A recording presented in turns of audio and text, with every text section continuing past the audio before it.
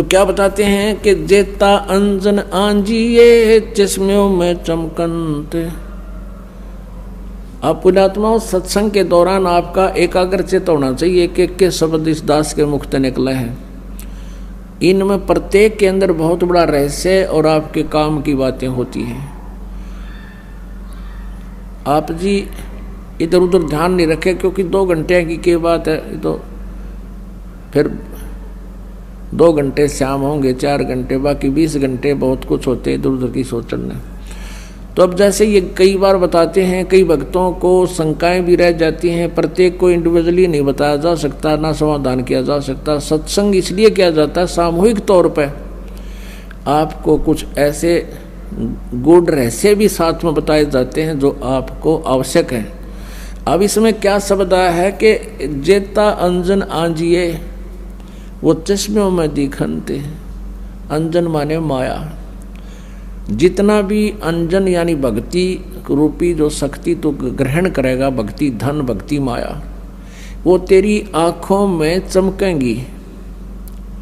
आपकी आंखों के सामने जैसे हमने ये अंधेरे में भी दिखती हैं, और ऐसे बहुत से कुछ ऐसे अलग सी वस्तु दिखती है जो आप जी को भी दिख रही है। जिन्होंने नाम ले लिया 2-4 महीने, 6 महीने, साल, 2 साल हो गए जिनको, उनको ये प्रकट होना शुरू हो जाती है। आँखों के सामने थोड़ी सी दूरी पे सितार से नजर आएंगे, बहुत ज़्यादा और भी काफ़ी क्रियाएं अपने आप दृष्टिगोचर रहती। वो क्या है, हमारी जितनी भक्ति अंदर, हमारी भक्ति बढ़गी, उसका लेवल है, उसका प्रतीक है कि आपकी भक्ति इतनी हो चुकी है। और एक भक्त, कई बार कुछ भक्त ऐसे मिले, वो कहने लगे जी मेरी आंखें खराब होगी, आँखें के आगे काला काला दिखे, तार से दिखे, और डॉक्टर को भी दिखा, डॉक्टर बोला ऑपरेशन करा ले।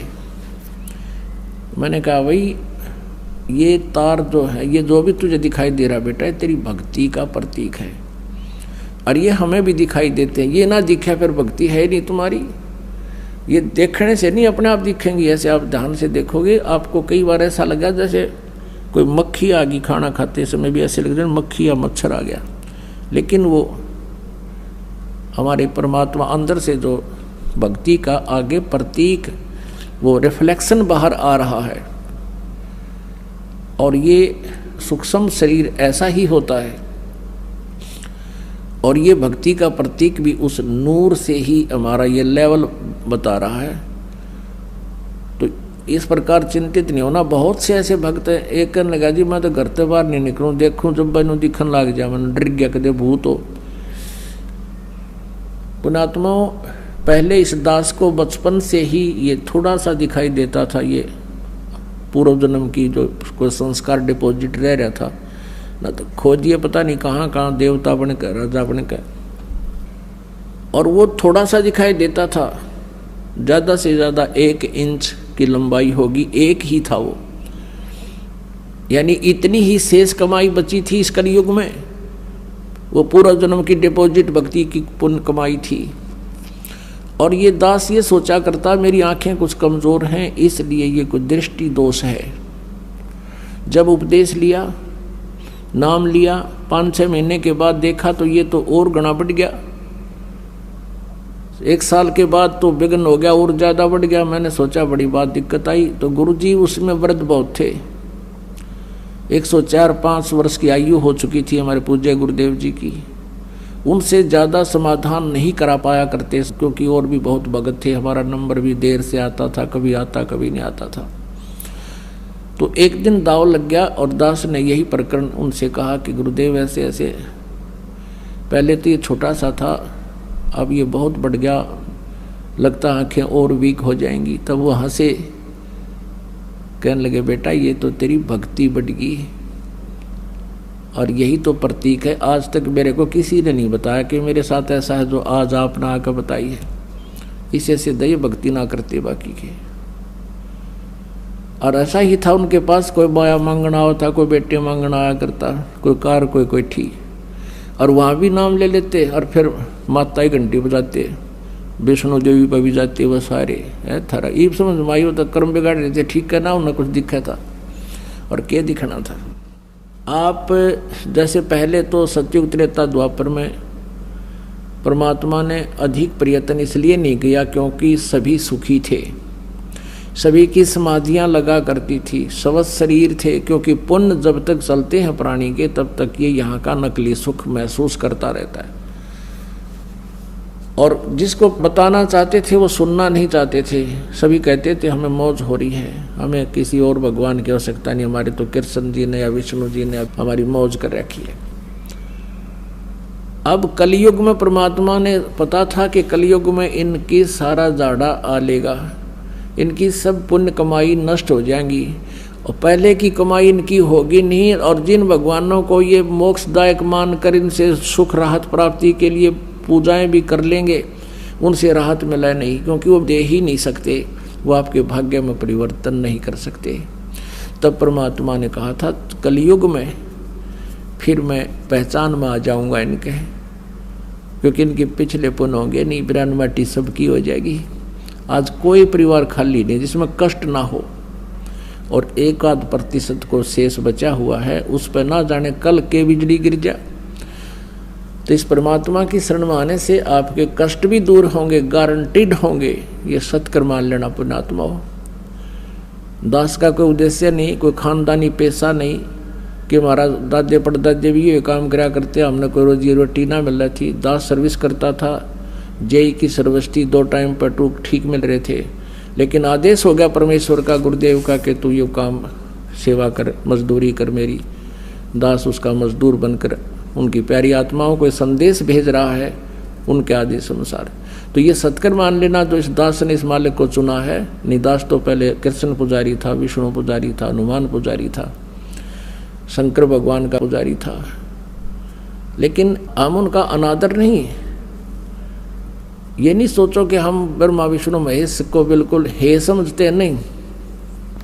जैसे गीता जी अध्याय नंबर 2 के श्लोक नंबर 46 में कहा कि जब बहुत बड़े जलाशय की प्राप्ति के उपरांत छोटे जलाशय में जैसी आस्था रह जाती है अर्जुन, जब तुझे परमात्मा के गुणों से तो परिचित हो जाएगा, फिर अन्य देवताओं में, अन्य ज्ञान में तेरी इतनी श्रद्धा रह जाएगी। जैसे पहले क्या था कि सारी व्यवस्था मनुष्य की जल के ऊपर जो तालाबों पर आधारित थे, सिंचाई भी उसी से करते थे, पशुपालन भी उसी से करते थे, और स्वयं भी जलपान उसी से करते थे, तालाबों से। और कुछ छोटे तालाब जिसके ऊपर आश्रित पूरा गांव 20-30 घर हुआ करते थे, 30-40 मुश्किल से एक तालाब पर आश्रित रहते थे, उसी से पीते थे, उसी से पशुओं को पानी पिलाते थे, उसी से कुछ सिंचाई कर लेते थे। अब 1 वर्ष वर्षा ना होती तो वो सूख जाते थे, सब तड़प जाते थे, वो भाग जाते थे इधर उधर कहीं बड़े जलाशय की खोज में।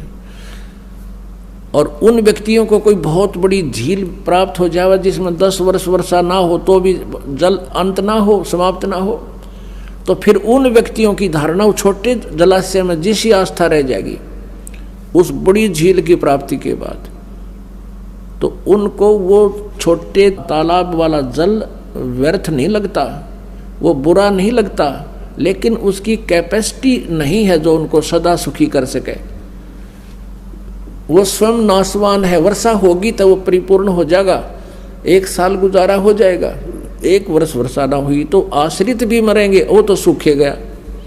और उस झील के ऊपर जल वही है, वर्षा का ही जल है, शुद्ध जल है वो, लेकिन उसकी कैपेसिटी पूरी नहीं है, बहुत कम क्षमता का है।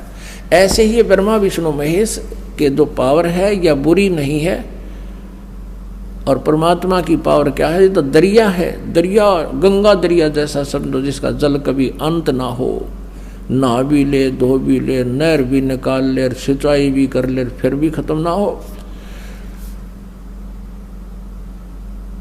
तो इस प्रकार हमने इस परमात्मा पर जब आपकी आस्था हो जाएगी, इसका ज्ञान हो जाएगा, फिर ब्रह्मा विष्णु महेश में हमारी फिर वो बुरे नहीं लगते, लेकिन उनकी अक्षमता का पता लग गया हमने। और जिसने 10 वर्ष वर्षा ना हो रहा ऐसा झील मिल जाए, फिर कौन झाखण जाएगा उसके ऊपर। अंडरस्टूड है कि जो कार्य ब्रह्मा विष्णु महेश जी नहीं कर सकते, और कर सकते थे तो कितना कर सकते थे, और वो हमें उससे सारा ही मिल रहा है, तो वहाँ कौन जाओगा, फिर वहीं बस जाएंगे उसके पास जा करके। तो ऐसा परमात्मा हमें बताना चाहते हैं। तो कहने का भाव ये है कि वो इस प्रकार इस दास ने इस परमात्मा को खूब पहचाना और लगभग सन 1994 से आज 2011 आ गया है, 17 वर्ष के करीब हो गए हैं। और जो सुख और जो स्थिति पे परिवर्तन इन पुण्यात्माओं में किया है, जो दास देख रहा है कि जिनके पास साइकिल नहीं थी, 2 कार चले उनके, अब ये तो वैसे ही, ये तो आपको यहाँ की सुविधा तो ऑटोमेटिकली मिलेंगी इस भगवान की भक्ति से। जिनको तुम भटक रहे थे, इससे को ऊपर सारा डिवोट हो रहे थे, माया कमाने के लिए हुकंड करो कुछ भी हो जाए वो ये करने तैयार थे, ये तो आपको इस भक्ति से मालिक आप व्यवस्था करेगा, किसी तरह भी करे, और 1 नंबर का धन देगा आपको। कैसे देगा कि पहले इस दास ने जब उपदेश लिया तो ऐसा एक प्लाट था, वो प्लाट लिया 4000 रुपये का, और 2 साल के अंदर अंदर ही 1.5 वर्ष के बाद उसके आसपास से बाईपास निकल गया। उसमें कुछ कंस्ट्रक्शन कर दी इस दास ने, तो सारी कंस्ट्रक्शन मुश्किल से 20,000 रुपये का खर्चा होगा, 1.5 लाख देने वाला आ गया, और पक्की रजिस्ट्री कराई 1.5 लाख में। अब देखो, अब उस समय आज से 20 साल पहले, और कैसे 1 नंबर में धन दे दिया, और सारी उम्र नहीं बचा सकता इतने जितने एकदम परमात्मा 1.5 साल में कर दिए। ये ना जाने कित कह के कर दे, ये फिर इतनी माया देने लग गया, परमात्मा से हाथ जोड़ना पड़ा, क्योंकि मालिक ने इस माया का अवगुण भी बहुत बता रखा है। इस माया की घनी जरूरत नहीं है, ये तो इतनी मांगे मालिक ते कि साईं इतना दीजिए जिसमें कुटुंब समावे, हम भी भूखे ना रहें, अतिथि ना भूखा जावे। इससे घनी मांग ली तो जी का झाड़ हो जाएगा आपका,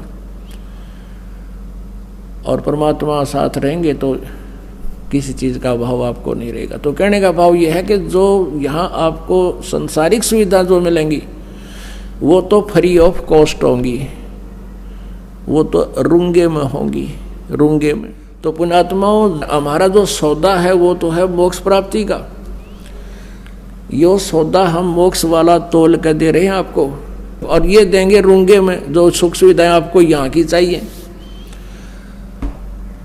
वो रूंगा मीन परमात्मा। जैसे आपने गेहूं बीज दिया, जिससे क्या होता है कि मेरे बालक भूखे ना मरे, मेरा परिवार अन्न प्राप्त करे, लेकिन उसके साथ साथ भूस तो अपने आप होगा ही होगा। वो भूस तो हो, वो तूड़ा तो बनेगा। तो पुण्यात्माओं, ये वो भक्ति है जिसमें ये माया रूपी भूस तो आपको प्राप्त होगा ही होगा, और साथ में जीवन और बचेगा, वो गेहूं मिलेंगे, यानी मोक्ष मिलेगा।